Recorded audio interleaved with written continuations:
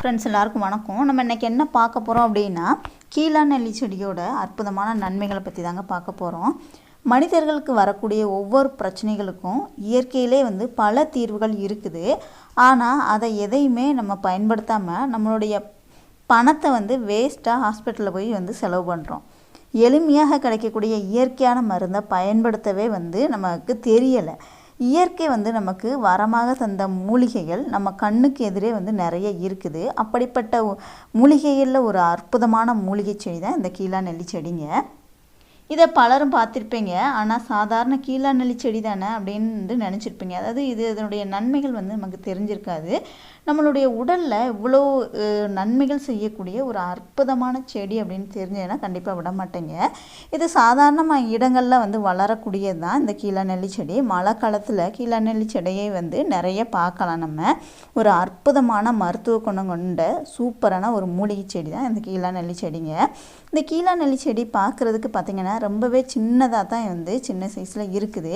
இந்த இலைகளை பார்த்திங்கன்னா புளிய மரத்து இலைகள் போல் இருக்கும். கீழா நெல்லி செடியை பயன்படுத்தி எந்த மாதிரியான நோய்களை நம்ம குணமாக்கலாம் அப்படின்னு நம்ம பார்க்கலாங்க.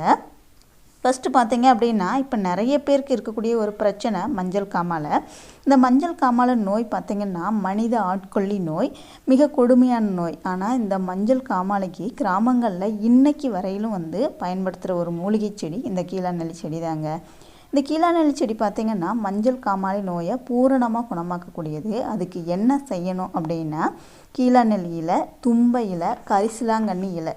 இது உங்களுக்கு தெரியலை அப்படின்னா உங்களுக்கு நாட்டு மருந்து கடைகளில் கிடைக்குங்க. இந்த மூணையுமே, அதாவது கீழா நெல்லி இலை, தும்பை இலை, கரிசலாங்கண்ணி இலை, இந்த மூணையுமே சம அளவு எடுத்து நல்லா மை போல் அரைச்சி அதை சின்ன சைஸில், அதை சின்ன நெல்லிக்காய் சைஸில் அளவு எடுத்துக்கோங்க. 1 டம்ளர் பசும்பாலில் கலந்து குடித்தாலே போதும்.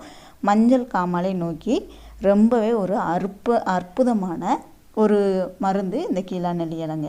அடுத்து சிறுநீர் எரிச்சல் பிரச்சனை இருக்கிறவங்க கீழா நெல்லி இலை, ஓரிதழ் தாமரை இலை, யானை நெரிஞ்சில் இலை, இந்த மூணையுமே சம அளவு எடுத்து நல்லா மைய அரைச்சி புளிப்பு இல்லாத தயிரில் கலந்து தொடர்ந்து ஒரு 10 நாளைக்கு குடிச்சிங்க அப்படின்னா சிறுநீர் எரிச்சல் சரியாகும். இது நான் சொல்கிற எல்லாமே உங்களுக்கு நாட்டு மருந்து கடைகளில் கிடைக்குங்க, வாங்கிக்கோங்க. இந்த மருந்தை எடுத்துக்கிடும் போது காரம் இல்லாத, சூடு இல்லாத உணவுகளை தான் நீங்கள் சாப்பிடணுங்க. அடுத்து பார்த்திங்கன்னா சொரிசிரங்கு போன்ற பிரச்சனை இருக்கிறவங்க கீழா நெல்லி இலை கூட கல்லுப்பு சேர்த்து நல்லா மைய அரைச்சி உங்களுக்கு எந்த இடத்துல சொரிசிரங்கு இருக்கோ அந்த இடத்துல நல்லா 10 மாதிரி போடணுங்க. போட்டு ஒரு 1 மணி நேரம் கழித்து குளிச்சிருங்க. சரும வியாதி எதுவானாலும் சரியாயிருங்க.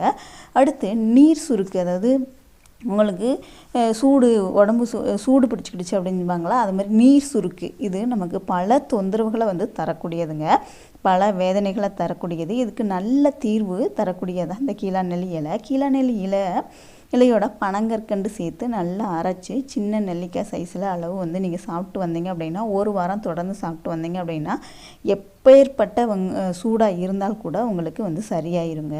முற்றிலும் அந்த நீர் சுருக்கு முற்றிலுமாக சரியாகக்கூடியது. அடுத்து பார்த்திங்கன்னா பல்கூச்சம், பல்வலி, ஈறுகளில் இரத்த கசிவு, வாய் துர்நாற்றம், இந்த மாதிரி பிரச்சனை இருக்கிறவங்க கீழா நெல்லி வேரை காய வச்சு அந்த வேர்கள்லேருந்து வரக்கூடிய சின்ன துண்டை மட்டும் வாயில் போட்டு 2 நிமிஷம் நல்லா மெல்லணுங்க.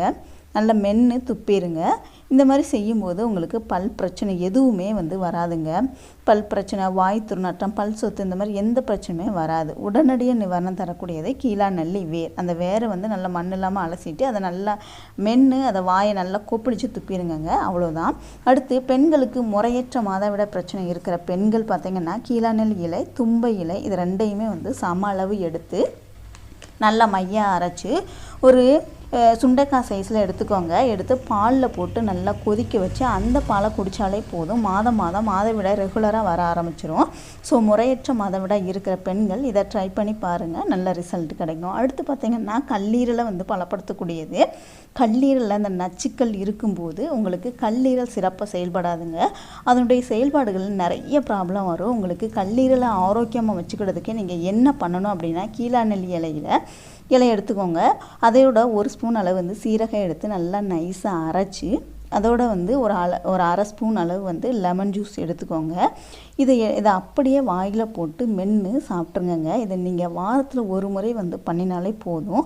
உங்களுடைய கல்லீரலில் உள்ள நச்சுக்கள் எல்லாமே வெளியேறிடுங்க. கல்லீரல் ஆரோக்கியமாகவும் சிறப்பாகவும் செயல்பட ஆரம்பிக்கும். இது ரொம்பவே வந்து உங்களுக்கு நல்ல ரிசல்ட் கொடுங்க. கல்லீரல் வந்து நம்ம உடலில் ரொம்பவே முக்கியமான ஒன்று. அப்புறம் உங்களுடைய ஹீமோகுளோபின் அளவை வந்து அதிகப்படுத்துறதுக்கு இதை தாராளமாக நீங்கள் வந்து யூஸ் பண்ணலாங்க. இதில் உள்ள இலை, வேர், பட்டை எல்லாத்தையுமே வந்து நிழலில் காய வச்சு அரைச்சி பவுடராக்கிக்கோங்க. ஒரு அரை ஸ்பூன் அளவு மட்டுமே எடுத்து ஒரு டம்ளர் பாலில் போட்டு கொதிக்க வச்சு அந்த பாலை குடிச்சிங்க அப்படின்னா ரத்தத்தோட அளவு வந்து உங்களுக்கு அதிகமாகும். அதே மாதிரி ரத்தமும் வந்து உங்களுக்கு சுத்தமாகுங்க. அடுத்து கடுமையான காய்ச்சல் இருக்கிறவங்க, இல்லைனா உடல் எரிச்சல் பிரச்சனை, இந்த மாதிரி பிரச்சனை இருக்கிறவங்க கீழாநெல்லி செடியை எடுத்து அது கூட 4 மிளகு எடுத்துக்கோங்க. நல்லா இடித்து பாலில் போட்டு கொதிக்க வச்சு வடிகட்டி குடிச்சிட்டு வந்தீங்க அப்படின்னா கடுமையான காய்ச்சல் அளவு கூட உங்களுக்கு குறைஞ்சிருங்க. அதே மாதிரி உடல் எரிச்சலும் வந்து உங்களுக்கு சரியாயிருங்க. அப்புறம் கீழாநெல்லி இலை, மாதுளை இலை, நாவல் கொழுந்து இது எல்லாமே உங்களுக்கு நாட்டு மருந்து கடைகளில் கிடைக்கும். நீங்கள் எடுத்துக்கோங்க. இந்த 3மே வந்து சம அளவு எடுத்து அதை அரைச்சி ஒரு டம்ளர் புளிப்பு இல்லாத மோரோட கலந்து குடிச்சிங்க அப்படின்னா உங்களுக்கு இருக்கக்கூடிய சீதை பேதி, வயிற்றுப்போக்கு உடனடியாக வந்து உங்களுக்கு சரியாகுங்க. அப்புறம் சர்க்கரை நோயாளிகளுக்கு இது ஒரு வரப்பிரசாதம் சொல்லலாம். அதாவது சர்க்கரை நோயாளிகளுக்கு புண்ணு வந்து ஆறாது. அந்த ஆறாத புண்களை கூட வந்து இதை ஆற்றக்கூடிய தன்மை இந்த கீழாநெல்லி இலைக்கு இருக்குதுங்க. அதாவது அவங்களுக்கு வரக்கூடிய ஆறாத புண்கள் இருக்கு, ரணமான புண்கள் இருக்கு இல்லையா, அதில் சீல் வச்சு புண்கள் இருந்துச்சு அப்படின்னா அந்த புண்களை வந்து சரி செய்யக்கூடியது இந்த இலையை மட்டும் எடுத்துக்கோங்க. நல்லா மைய அரைச்சி உங்கள் உடம்புல எந்த இடத்துல புண்கள் இருக்குதோ அங்கே இந்த இலை பேஸ்ட்டை வந்து அப்ளை பண்ணிடணுங்க. அப்ளை பண்ணிவிட்டு கொஞ்சம் இப்போ காலையில் அப்ளை பண்ணுதீங்க அப்படின்னா ஒரு 10 நிமிஷம் இல்லைனா 1/4 மணி நேரம் வச்சுட்டு அதை அலசி நீங்கள் குளிச்சுருங்க. அப்படி நீங்கள் தொடர்ந்து செஞ்சுட்டு வரும்போது உங்களுக்கு ஆறாத புண்களை கூட ஆற்றக்கூடிய வல்லமை இந்த கீழாநெல்லி செடிக்கு இருக்குங்க. ட்ரை பண்ணி பாருங்கள். வீடியோ பிடிச்சிருந்துச்சுன்னா லைக் பண்ணுங்கள், ஷேர் பண்ணுங்கள், கமெண்ட் பண்ணுங்கள். மறக்காமல் சேனலை சப்ஸ்கிரைப் பண்ணிக்கோங்க. கூடவே பெல்